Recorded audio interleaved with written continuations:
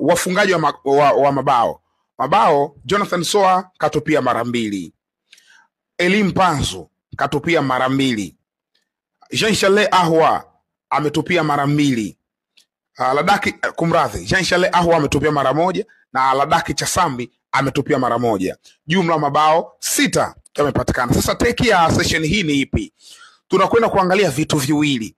Kitu cha kwanza ambacho unatakiwa ukijue, Simba katika hii mechi, kwa haraka tu, kwa kumbukumbu zangu za haraka, ndio mechi ambayo wamefunga magoli mengi zaidi, kwa maana ya 6-0 kwa msimu huu chini ya meneja Dimitar Pantev.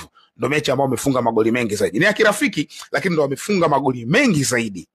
Sasa hilo ni eneo la kwanza ambalo tunaliangalia, yani kwa nini imekuwa hivyo.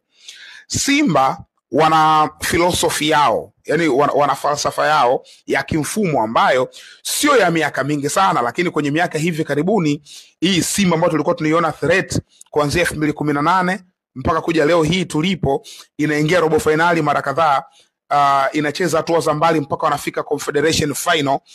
Mfumo wao mama ambao wamekuwa kiutumia ni 4-2-3-1.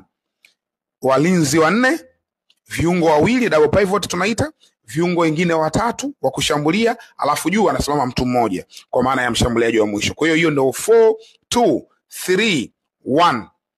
Sasa mfumo huu kwa mara ya kwanza Dimitar Pantev amekwenda kuutumia katika mechi dhidi ya JKT Tanzania. Binafsi sikubahatika kuona hii mechi, lakini kwa vyanzo vyangu vya kitaalamu, maana kuna vyanzo vya kawaida na vya kitaalamu, vimeanalyze, sababu nilifanya research. Hii session ilibidi niifanye tangu jana, lakini ilikuwa kuna vitu bado sivipata vya kuja mbeleni na kuviongea. Sasa amecheza kwenye 4-2-3-1 kwa maana ule walinzi 4, ile double pivot amecheza Yusuf Kagoma na Alassane Kante, ndo amekaa wawili hivi, ambao mmoja na kaliba kiulinzi zaidi, kwa maana Yusuf Kagoma ni wa kujilinda na mmoja anajilinda na kushambulia, box to box tunaita. Kwa hiyo alikuwa anacheza wawili hivyo, alafu mbele yao anacheza watu 3. Neo Maema alicheza kama namba 10, pembeni alicheza Joshua Mutale, pembeni alicheza Elie Mpanzu, Jonathan Soa akasimama kule juu. Kwa hiyo huu ndio mfumo mama wa Simba, ndio mfumo ambao maybe baadhi ya wachezaji wamekuwa wakiuelewa zaidi, 4-2-3-1. Sasa katika mfumo huu kwa mara ya kwanza anaishape timu katika 4-2-3-1, ameshinda mabao 6-0.